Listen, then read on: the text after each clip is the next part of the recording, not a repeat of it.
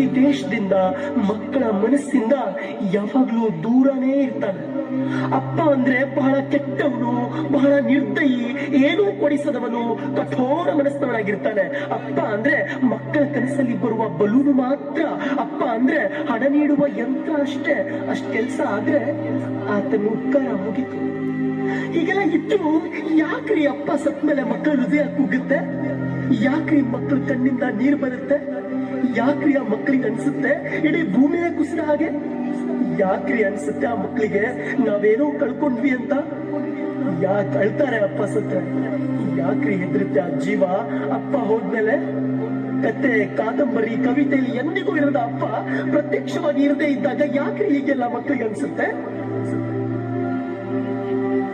ಗೊತ್ತಿರ್ಲಿ, ಕಣ್ಣು ಮುಚ್ಚಿ ಪ್ರೀತಿ ಮಾಡೋರ್ನ ಪ್ರೇಯಸಿ ಅಂತಾರೆ, ಕಣ್ಣು ತೆರೆದು ಪ್ರೀತಿ ಮಾಡೋರ್ನ ಗೆಳತಿ ಅಂತಾರೆ, ಕಣ್ಣು ಪಿಕಳಿಸ್ತಾ ಪ್ರೀತಿ ಮಾಡೋರ್ನ ಪತ್ನಿ ಅಂತಾರೆ, ಮತ್ತೆ ತನ್ನ ಸ್ವಂತ ಕಣ್ಣುಗಳು ಇರುವವರೆಗೂ ಪ್ರೀತಿ ಮಾಡೋರ್ನ ತಾಯಿ ಅಂತಾರೆ. ಆದ್ರೆ ಕಣ್ಣಿನಲ್ಲಿ ಪ್ರೀತಿ ತೋರಿಸದೆ ಪ್ರೀತಿ ಮಾಡ್ತಾರಲ್ಲ ಅವರಿಗೆ ಅಪ್ಪ ಅಂತಾರ್ರಿ, ಅಪ್ಪ ಅಂತಾರೆ.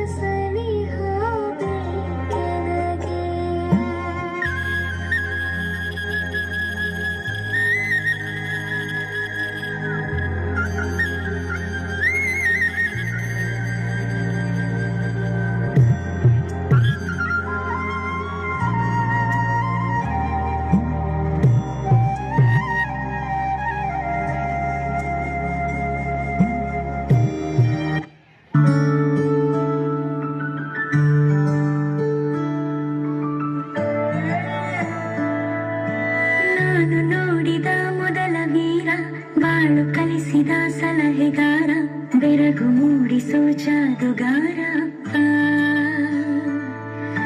ಹಗಲು ಬೆವರಿನ ಕೂಲಿಕಾರ, ರಾತ್ರಿ ಮನೆಯಲ್ಲಿ ಚೌಕಿದಾರ, ಎಲ್ಲ ಕೊಡಿಸುವ ಸಾಹುಕಾರ.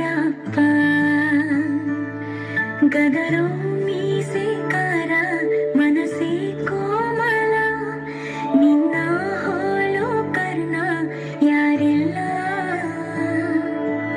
ಅಪ್ಪ ಐ ಲವ್ ಯು ಪಾ, ಅಪ್ಪ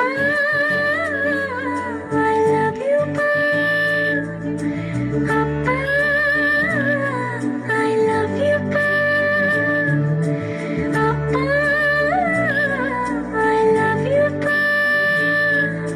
ನಾನು ನೋಡಿದ ಮೊದಲ ವೀರ, ಬಾಳು ಕಲಿಸಿದ ಸಲಹೆಗಾರ, ಬೆರಗು ಮೂಡಿಸೋ ಜಾದುಗಾರ ಅಪ್ಪ.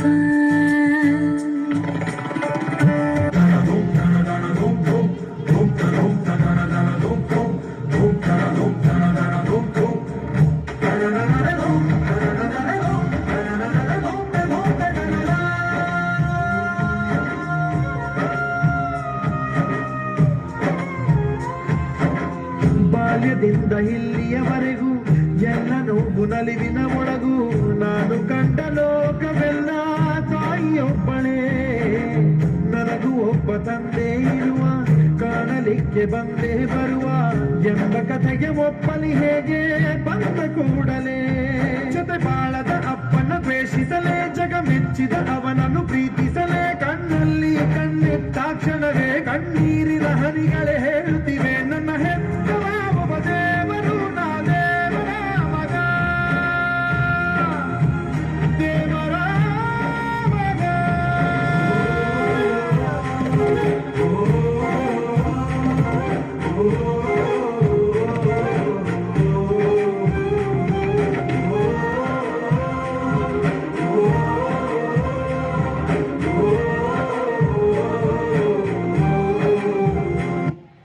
ಧನ್ಯವಾದಗಳು ಈ ಮಕ್ಕಳಿಗೆ.